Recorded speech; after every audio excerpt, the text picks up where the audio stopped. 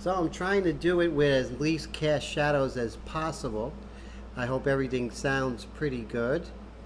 And so what I'm going to do right now is go to my reference. And I think the best thing to do would probably start working on the hair. Hair is always something that a lot of people ask me questions about. It makes or breaks the drawing. It really does. So what I like to do in the very beginning is actually work on the large dark areas. So where I would start is pretty much right about here. And I'm just going to map out the dark here.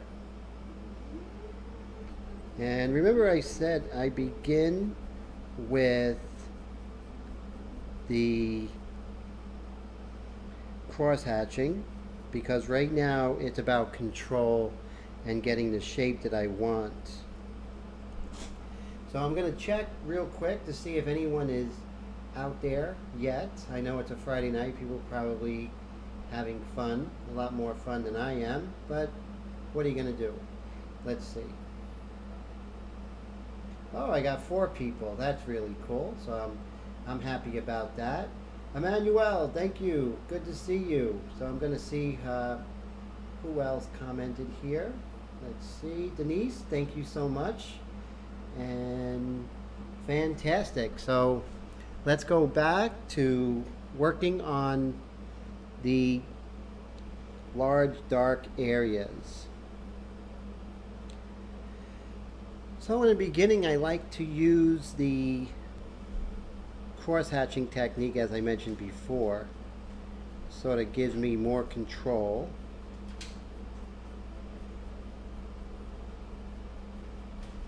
Okay. Then over on this side as well. Now I'm going to come in darker, of course. That's why I put over to the right. I went ahead and put the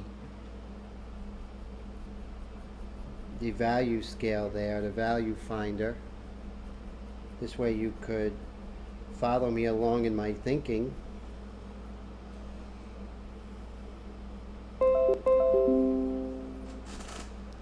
And Lisa, how are you? Thank you so much. I appreciate that. Thanks for stopping by. Thank you so much. Especially on a Friday night.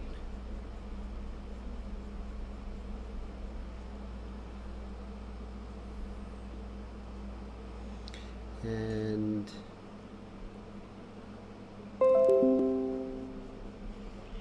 I am going to lower the sound on my PC because it's making all kinds of weird noises, so you guys won't hear that. Let's see.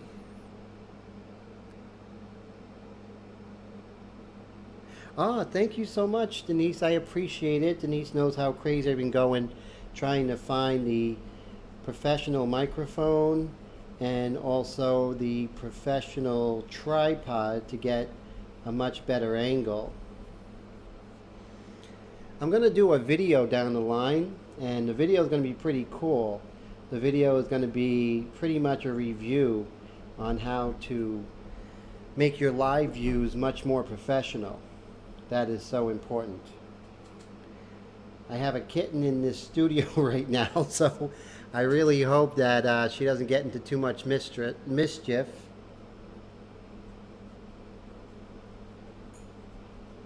Very cute, but not exactly conducive of productivity. She's at the wires. She drives me crazy.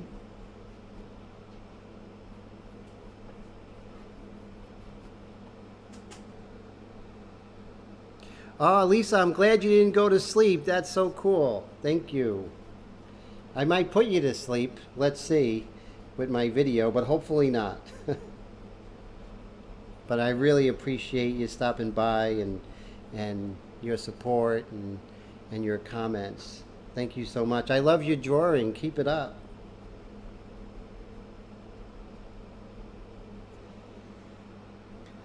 So right now you can see, basically I mapped out a lot of this dark area.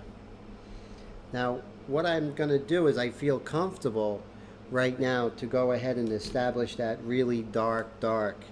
And if we look at the grayscale and value finder, it's pretty dark. So I'm going to actually go ahead and pull out my 6B woodless graphite. Now this one's credit color. There's different brands. This one's Prismacolor. Doesn't matter. They're all pretty good. You know, they all are very nice. So I'm going to get out my Prismacolor right now, and I'm going to try and kill the computer making that weird noise. Let's see if that helps. All right, so let's see. Okay, so here we go. The 6B has a nice sharp point, and what I'm going to do is I'm just going to give it a little better point.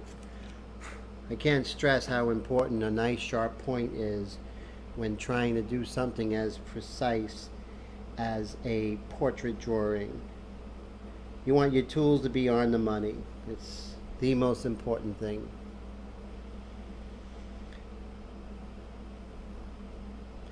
And I like to actually do a circular motion when I'm working on a dark, because with the circular motion you pretty much will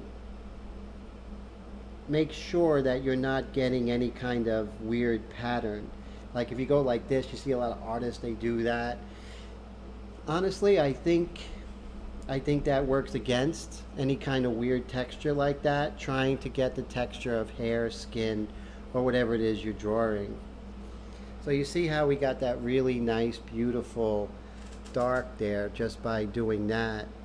And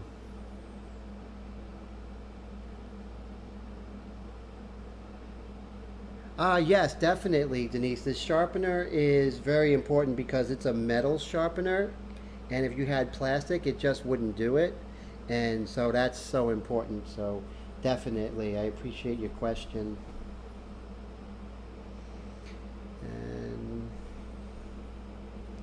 just going to go ahead and try and work in some of these little details here.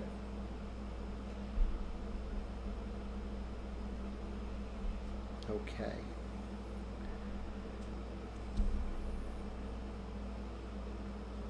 Same thing here. There's a variation of light and dark, or variation of degrees of dark. So right now I'm just going to work on that, especially here.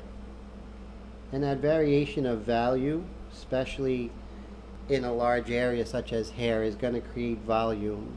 And that's what we want.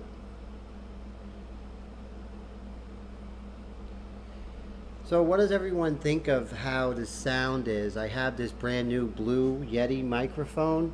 It's what all the professionals use, and it just came in today, so I was excited to implement that in my live feed. I just want to put everything to the next level and, you know, let my peeps know that I'm taking this seriously,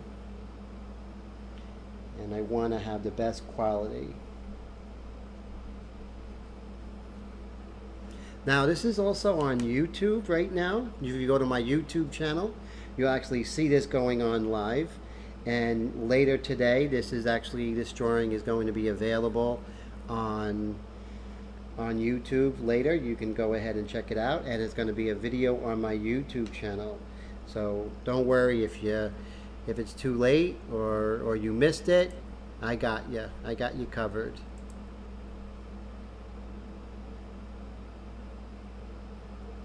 So the cat was just about to jump up on the drawing itself, but thank God Denise got him. Got her. Oh man, that was scary. Okay, so now, since I got that established, I'm not going to go all the way down. I will eventually, but right now I just want to pretty much work on an area for everyone. So you can just basically see my mode of thinking when working on the hair.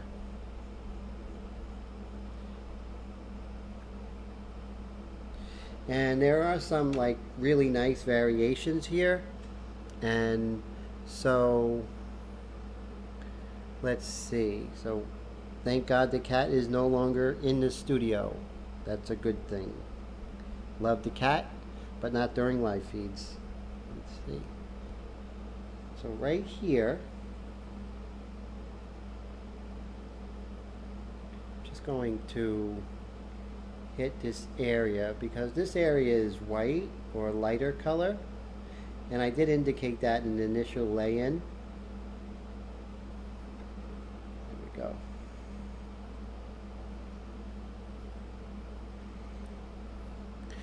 So I did get this, which was really cool. I got this new tripod today, and what it does is it actually folds down. So it goes up, and then it folds this way, so I could actually have it right over my drawing and get this incredible shot.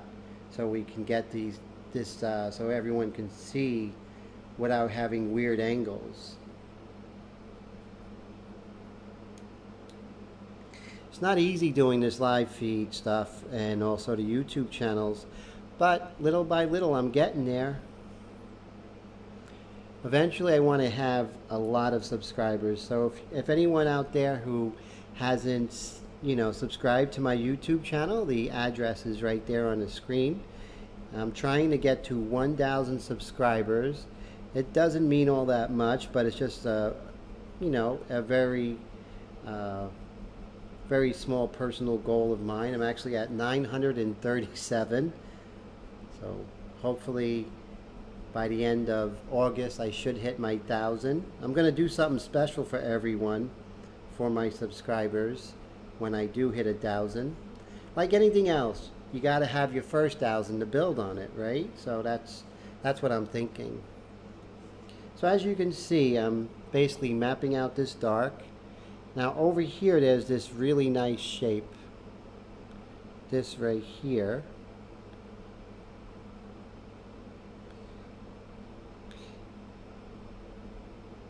So it's really important for me to get these values here, but it's also important for me to get the shapes that are going on in this drawing itself, especially in hair. I mean, it might feel like it's not crucial, it's not like an eyeball or something like that, but this will make a difference. If you do pay attention to the shapes of the hair, it will come together.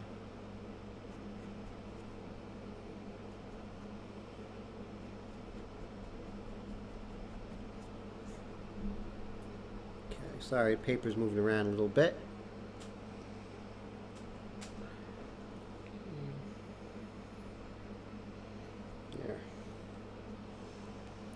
Alright,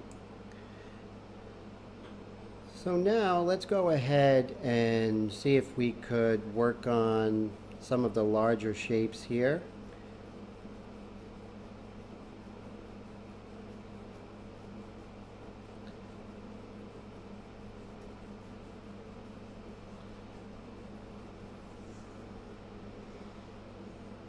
There's no rush, so make sure when you're drawing hair, you take your time. It's not an afterthought. Well, maybe someone like me who doesn't have a lot of hair, but especially when painting a woman, it's very important.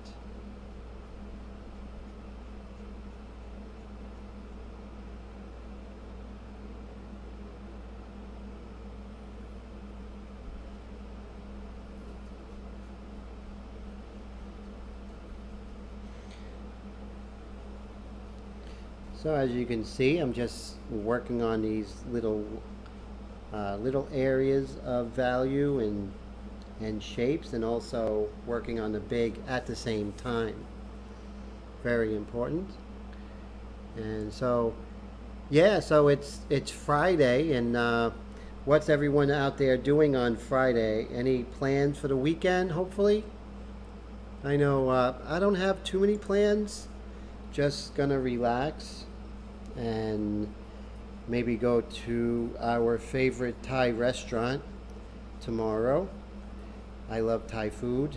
Well, I love it's really great Thai restaurant and great owners. She is so amazing. She always gives us free appetizers. So that's always fun.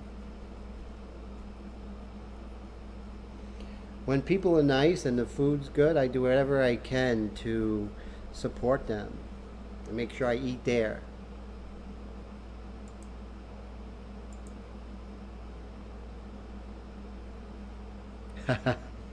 Denise loves Thai food too.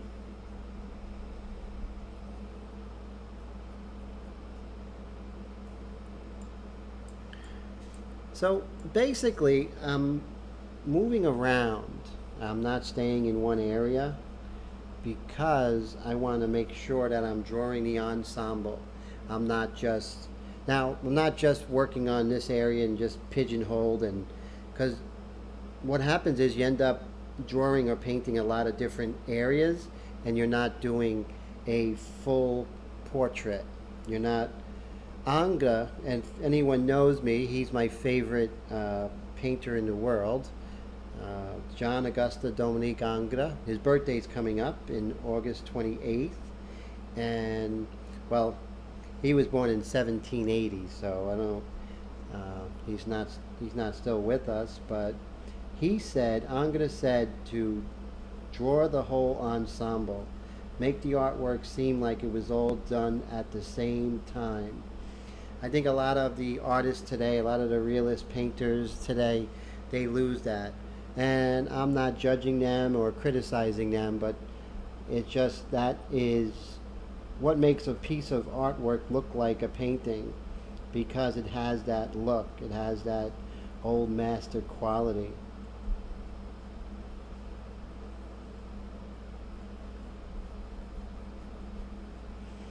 See this shape here? I'm making sure I'm not getting too detailed, but making sure that I find that shape. Also, I worry about the size, the placement, everything. Now, I can, of course, put that shape somewhere else or change the size. I can definitely do that, right? But I'm trying to find a realism. I'm trying to find uh, uh, a fidelity to nature. That's what I'm really working on here. Now, when you work on the contours and then you work on what's inside, you'll find that it comes together. That the contours is just a reaction on what's happening on the inside. And you'll see that here. And you're always working back and forth, you're always adjusting. Nothing is written in stone when you're drawing.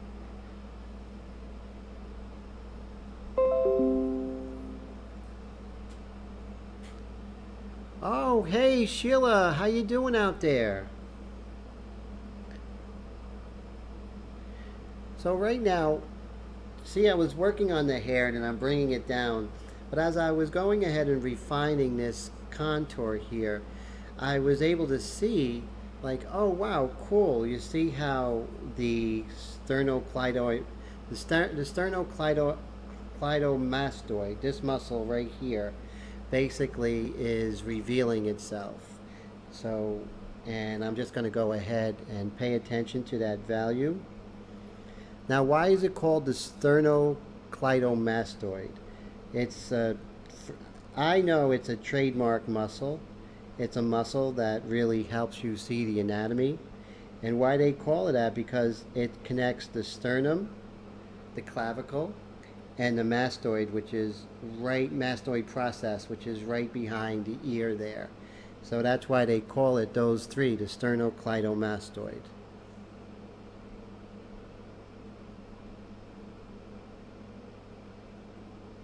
I love anatomy.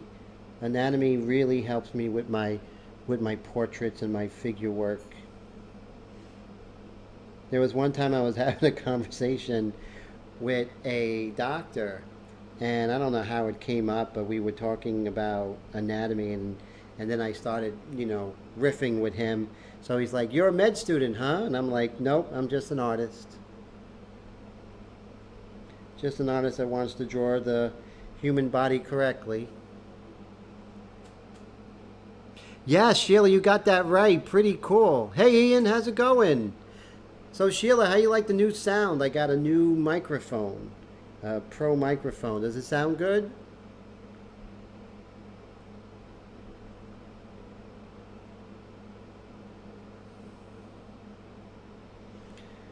So that was pretty cool, Sheila, that you got that.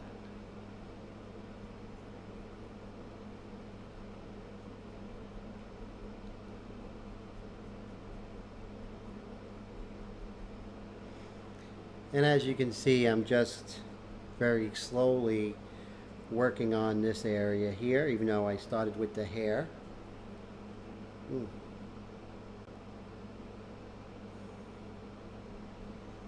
Sort of at a weird angle right here. So forgive me if I need to take a break, guys, because I'm not at my normal drawing position. I'll get there. I have a really good tripod now that twists and turns to my needs. But like anything else, I have to get used to it.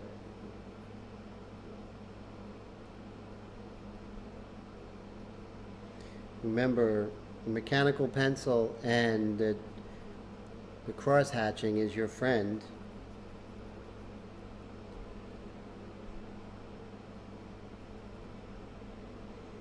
I'm not worried. I'm never worried about finishing a drawing or a painting in time. That's, thanks, Denise. I appreciate that. Getting there, little by little. I want to be making money on doing videos. I want to do videos that really help people. So those who can't go to art school, you have me to help everybody to get there. It's good to go to art school, but if you don't, there's alternatives. And I want to be that alternative for the artists out there.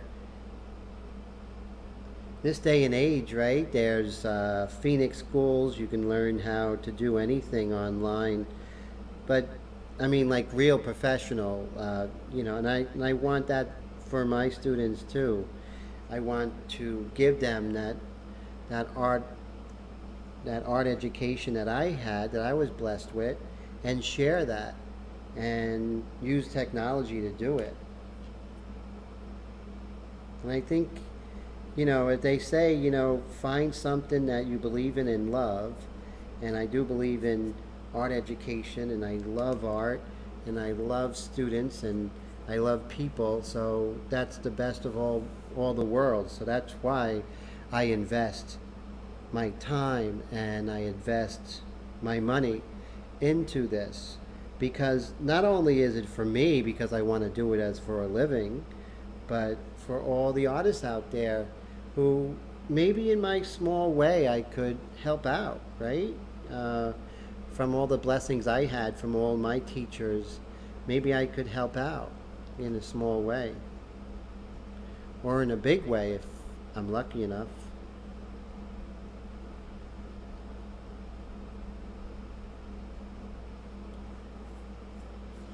Okay, so we can see that I went ahead and established this here, and then let's go ahead and just work on the areas around the sternocleidomastoid.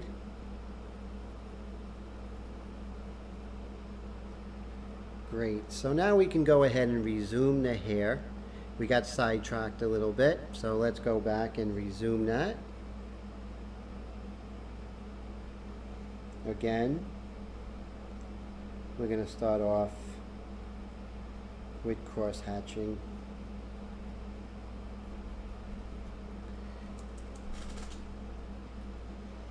Same thing here. Like I said, I love contours. I love finding beautiful contours.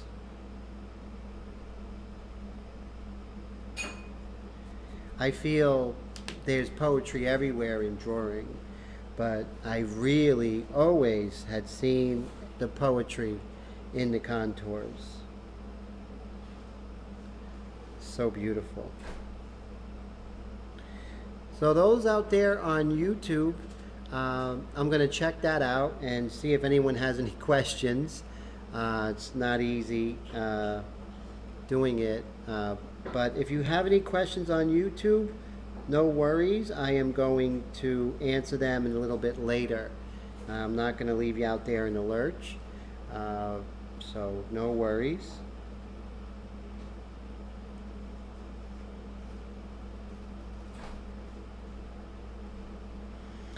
So there is something going on YouTube, which is pretty cool. And I don't know if you does everybody know about that, but on YouTube there's something called Veda, and that is videos every day in April and videos every day in August. How cool is that going to be if I can do a video every day in August? I would love to do that. That would be a lot of fun. Let's see if that's possible, right? So that's what I'm looking to try and accomplish. A video every day, whether it's going to be a live stream or it's going to be, regardless, we'll go ahead and do that. So that would be cool. Let's see if that's possible.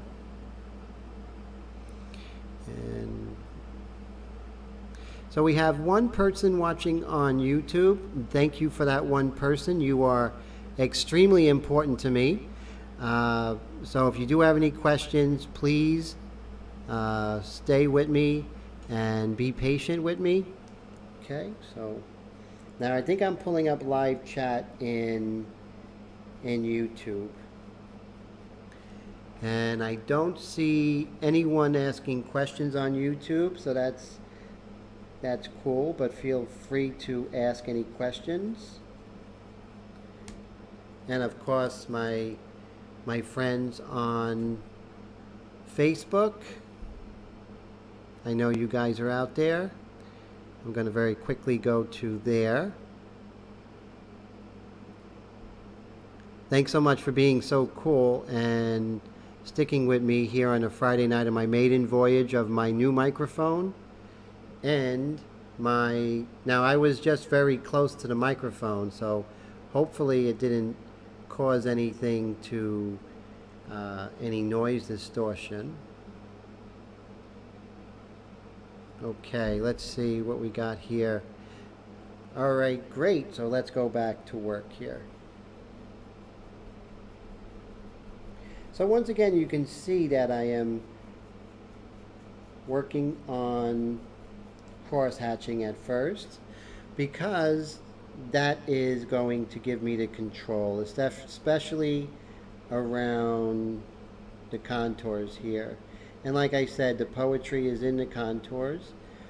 Now right here, I'm not going to do, see how it's dark here? If I went ahead and did a contour, I would lose that line. Don't want to do that. So I'm going to go ahead and establish that right away with this 6B. There are always exceptions to the rule, or to my technique, not necessarily rules. There are no rules in art. That's what they say. There are principles, but there are no rules. You do it your way.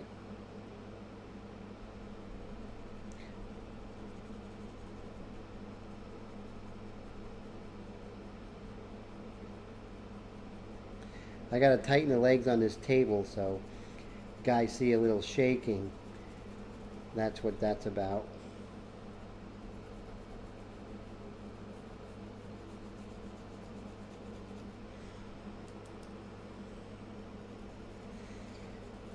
So after this, we went ahead and purchased the new microphone, so it sounds like I'm actually on a radio, which is really cool.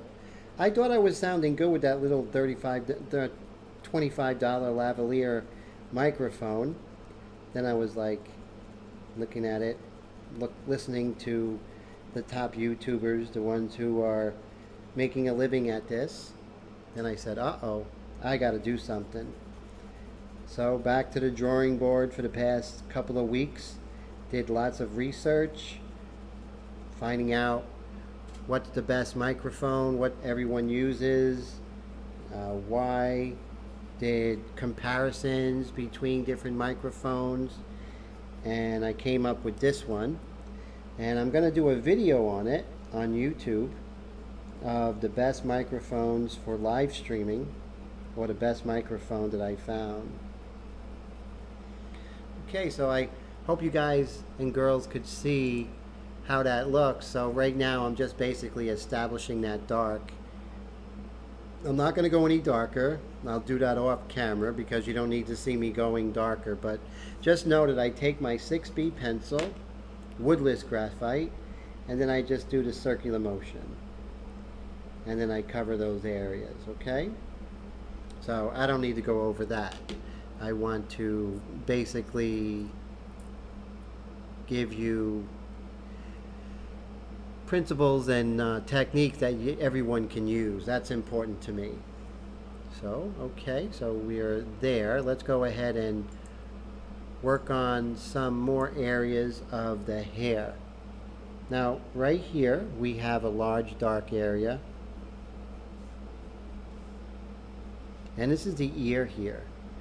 So with the cross hatching, I can go ahead and represent the shadows the hair is making on that ear.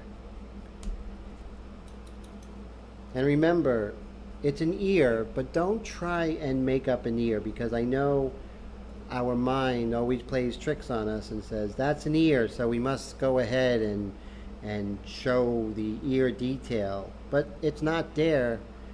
If you go ahead and try and put it there, you're going to make it look like a cartoon. So only paint what's there.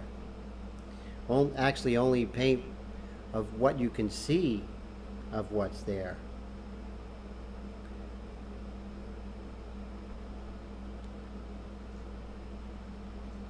So, okay, so giving that a nice feeling of volume.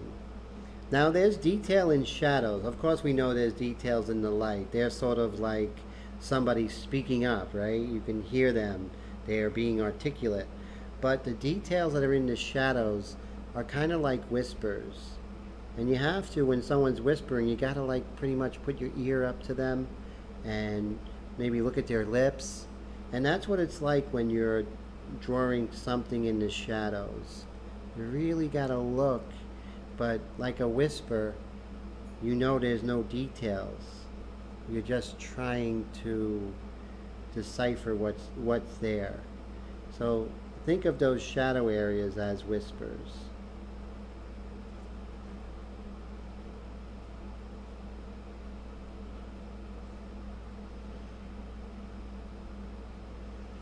So like in this shadow here, we have this shadow shape. Let's go ahead and see if we can make sure that shape is correct, because it's like a jigsaw puzzle. If one shape is incorrect, it's just going to cause a chain reaction of shapes that are off.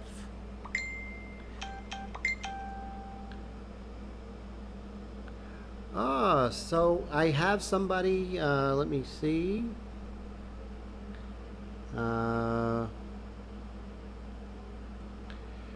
Okay. Whoop, I got an instant message. I'll get to that later. Back to my live view. Let's see. Okay. So I have a tablet going. I have my computer going. So, and then I also have this whole setup of my camera, my video camera, and then my microphone. So I got a pretty cool rig going here.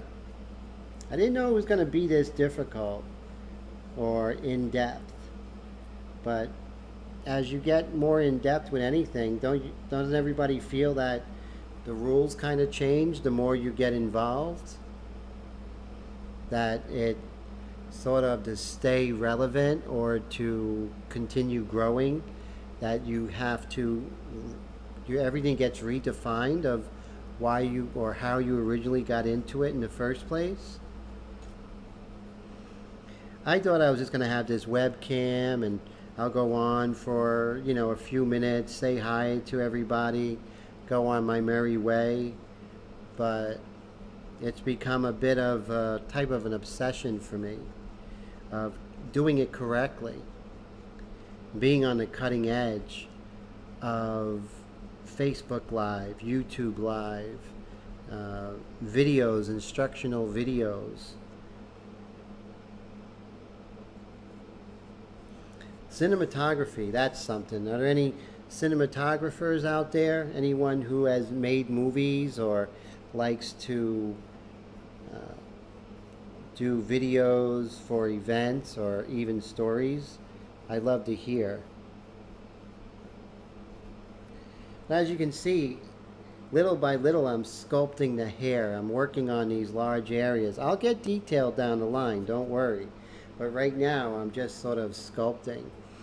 I'm just going to take a quick look. Okay, so you see she's coming together. It's I'm enjoying the process, and you can see how little by little the hair is. Now right now it doesn't look like hair, but that's okay. There's two ways to work. I could go ahead and just do a mess and then go in and pluck it out, the mid-tones with the kneaded eraser, do the details with the mono eraser, then come in with the pastel pencil, the white pastel pencil. But I don't think everyone would learn as much from that. So this technique is sort of my way of thinking. So you can see basically the gears turning in my mind. That's my whole idea here.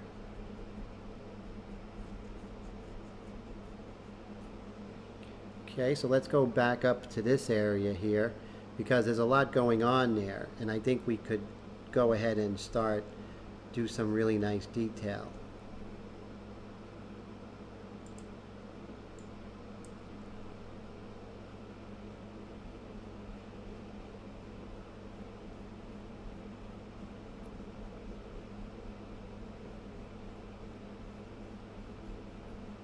And of course, just working out.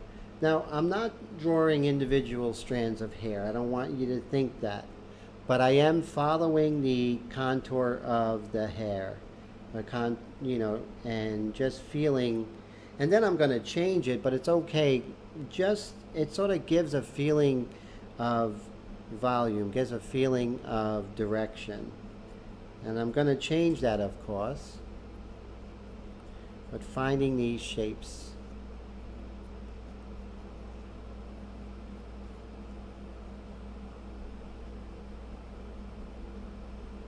Right here as well. Of course, we're going to make corrections. If you're not making some corrections, then you're not being critical of your earlier indications or earlier drawing. Never going to get it right the first time. And if you do, mark it on the calendar.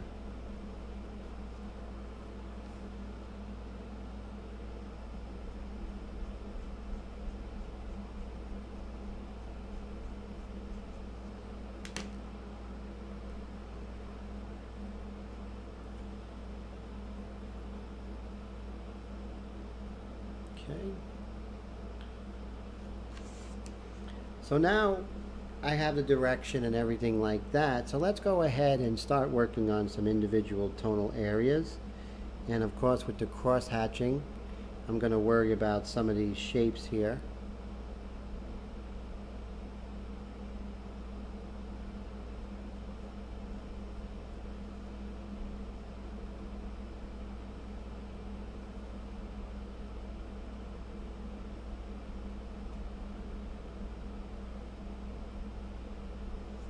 Go.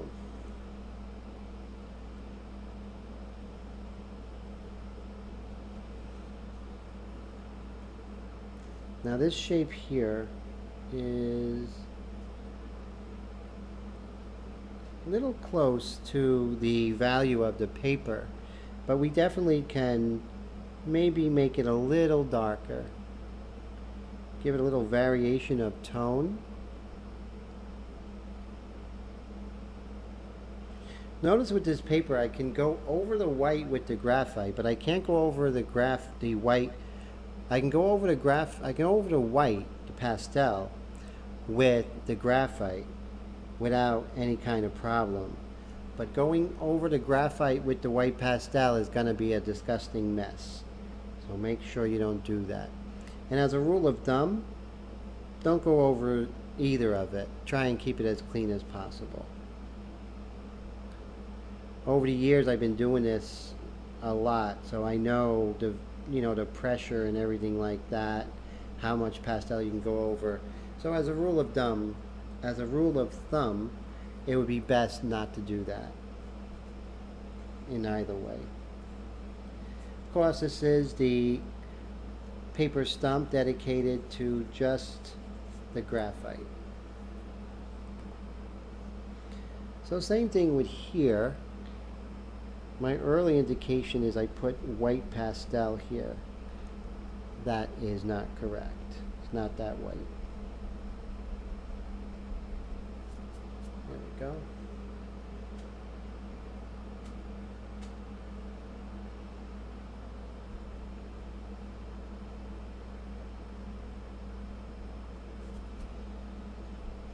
And like I said, we can go ahead and in that hair there are variations within that value, so you can definitely make it interesting.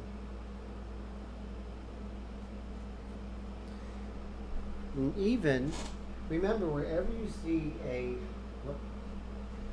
you see a highlighted dark or a dark accent, there is going to be a corresponding light or lighter accent right next to it. That's not always the case, but look for that. You'll see it more often than you don't. Okay. And right next to here, let's clean this up over here.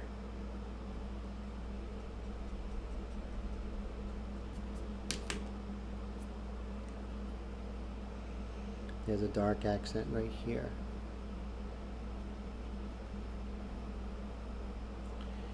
Then there's, this comes up here, and then a dark accent. Doesn't quite connect over here. There.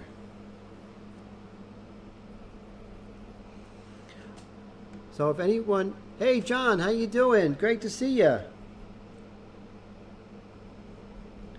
So basically, you want to just look at the hair and just build upon it slowly.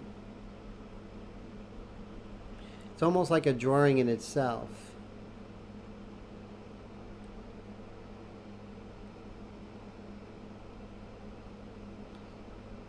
Now, of course, when I'm working on the hair, I'm constantly scanning the drawing of the face and other detailed areas to make sure that I'm not going too dark or too light or worrying about the shape. So I am still scanning around. It's just that I'm really focused on the hair here.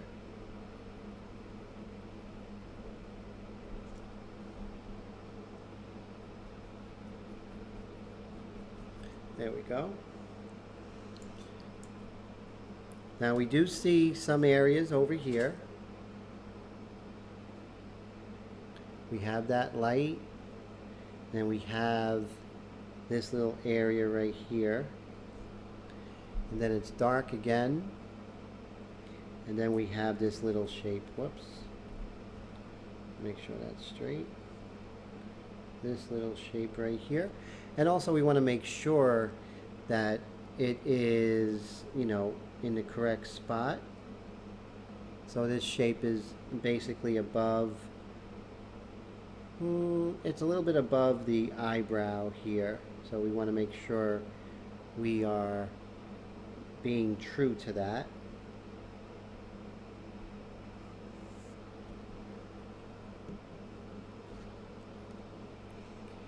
Then of course we can see that this shape basically comes right here.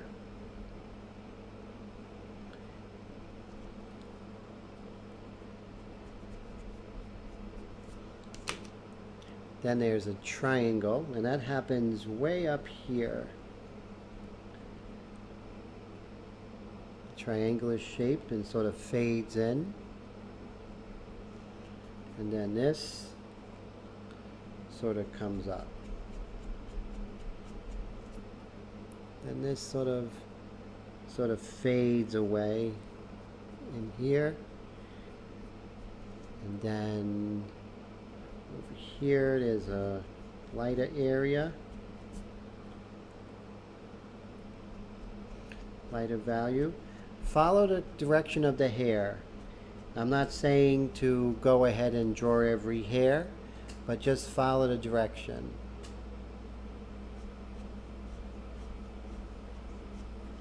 If you look at the old master drawings, that's what they're doing. Everything is helping to establish and to reinforce the three-dimensional quality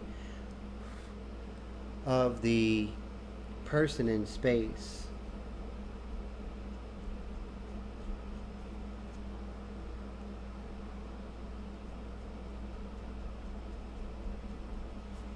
Okay, so now I'm going to go back from detailed to broad, to detailed to broad areas. Reason being is if you go too much into detail and you stay into detail, what happens is you'll see the trees from the forest and you'll get lost. And you want to see the forest and the trees at the same time. Hey, Denise Newton, how are you? I love your work.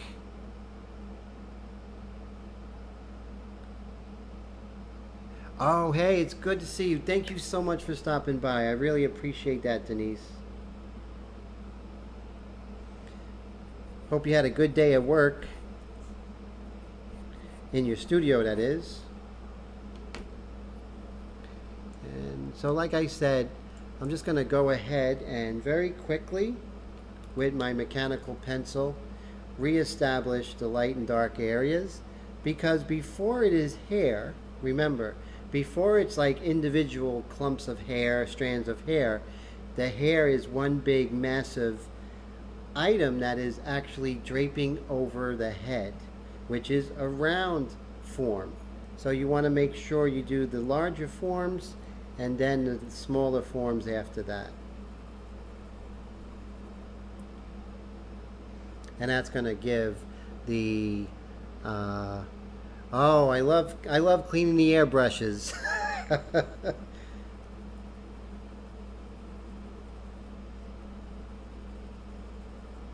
Okay, and the same thing here. See, I'm establishing here. I'm going back and forth. I did some detail. Now I'm going to go ahead and I'm going to work on the form of the hair. Not getting too involved in detail, not getting too involved in just large forms either. Sometimes I don't like just doing large forms. You know, a lot of people, thank you, Denise, I appreciate that so much. The feeling's mutual. I love your work as well. Johnny's work, I love his work. If you're still out there. And just sort of making sure that I'm reestablishing that the hair is draping over the larger forms underneath.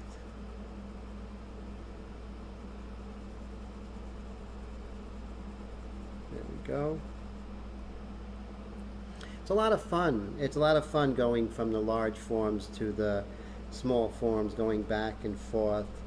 Sort of like being a detective, you know. You say, oh, I didn't notice that. I didn't notice those details, and then you go and you say, oh, I didn't notice that I was not paying attention to the large light and dark forms. So It's almost like we have to play teacher to ourselves while we're drawing and painting. I know I do.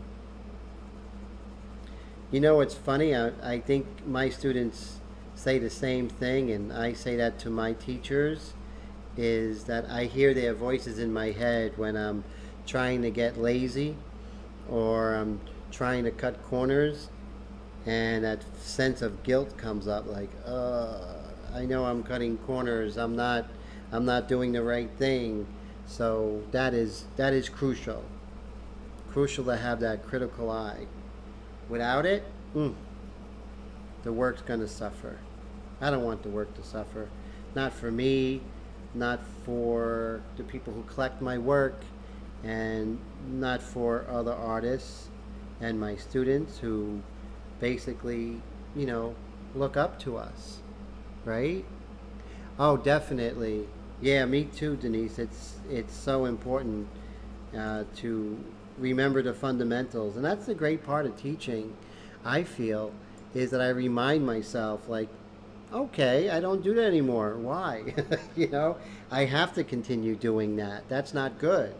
Uh, there's no reason. It's we get into mannerisms. I know I do. If I can speak for myself, that I get into mannerisms and thinking, cutting corners or doing things faster to meet deadlines or whatever.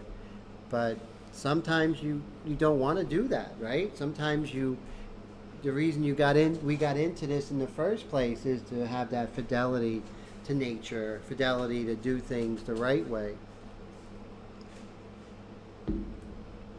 We got enough people cutting corners out there. We don't want to be one of them. And as I always say, in the beginning, when I'm doing these larger areas of tone, let me see if everyone can see that area. I'm just going to very quickly go to OK. So what I'm going to do is I'm going to move her up. There we go. Because I'm pretty much concentrating on this area now. So as you can see, when I'm doing the very tight details, area of tone where precision is really important, I am, see if I can get my big head from casting a shadow over there. Okay.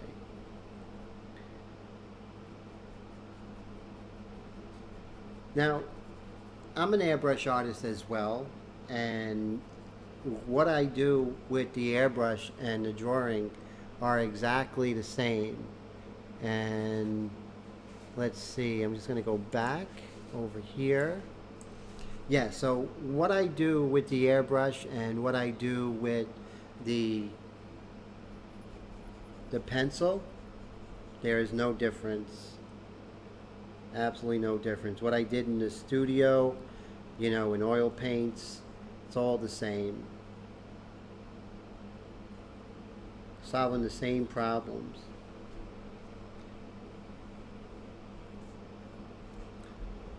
But, the fact that I work in different mediums, I always heard that expression that you can't serve two masters. And that always bothered me, especially when I fell in love with airbrush later in life. I think like 6 years ago, I started the airbrush. And the airbrush was just going to be something that I was working on for underpaintings for my pastel pieces. And so I was like, yeah, okay, it's a great solution to an issue that I was having. Then all of a sudden I started falling in love with the medium, and I'm like, whoa, that, this is really fun. Not that I could do all this like great things, but it was just so darn fun, right? Right, Denise? It was just like, I love the feel of it. I love the airbrush artists. They're very cool. They're down to earth. They're not, as uppity as a lot of people in the fine art world can be. And so it was nice to be with such talented artists. And The thing is, a lot of the airbrush artists out there just don't know how good they are because they're so darn humble. I love that. Love it, love it. So even though, it's funny when I'm working in airbrush, I feel guilty I'm not working in pastel. When I'm working in pastel now, I feel guilty that I'm not working in airbrush. I'm only one person, I can only do one piece at a time, but just knowing that, all right, so maybe I won't be growing as quick uh, if I was just doing pastel painting, but I'm having a good time. Airbrush is just a lot of fun. It it really is. I enjoy it so much. So basically, you could all see how I'm basically worrying about tone. If it was airbrush, it would be much quicker, of course, because I'd be able to come in there real fast. So you got to be a little more deliberate with the pencil. Now, once again, I establish things with the cross hatching. Then I come back in with the 6B to get that really nice dark value. And I'm going to do that again. So, and I can see here, just worrying about that shape, this dark value comes up over here and then comes up really nicely over here like that. And then I can go ahead and establish that using those circular motions with the 6B to get that really wonderful rich dark. So basically, this is how the hair is evolving. I'm going from the broad to the specific and back and forth. And oh wow, 16 years old? Man, Denise, you were making money early with your art. That's impressive. I wasn't doing it that early, that's for sure, so I definitely appreciate that. Well, your work definitely explains why.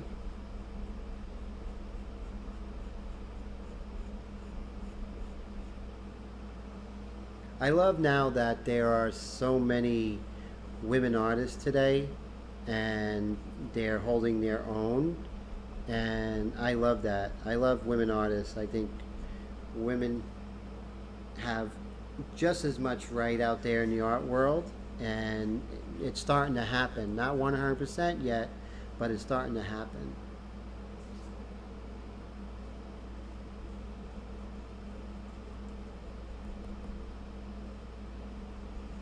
I just I just want the best artists to be successful. The artists who are working hard, whether they are woman or man or what have you, because that's fair.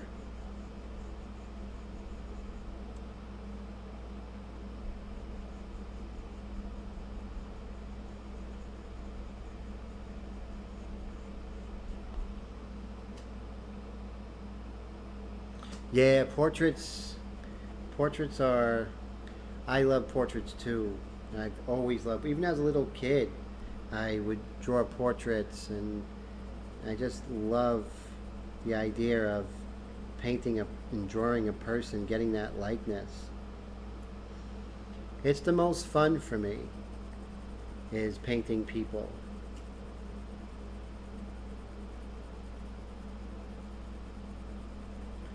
And of course, going back and forth right now, working on. So you see, you can still see how the hair is really starting to evolve here. Let me see if I can get rid of some of that glare. So far, not successful. Let's see. Uh, I do hate that glare we're seeing here. Just gonna very quickly move this light over, see if that does anything. Let's see. Well, that's a little bit better, right? Little bit. I think at this point, everybody, I'm gonna call it a day. It was just a test of my microphone and my new camera getting this really good angle. Lights, that's the next thing. How to make sure we don't get glare. So I'm a work in progress, Denise, and and I'm so glad you came. Thank you so much, Denise. Two Denises, Denise Newton and Denise Vega. Yes, Denise's rule. And just thank you so much for coming by. I really appreciate yous, and I hope to see you soon. I hope you have a good weekend. Take care, everybody.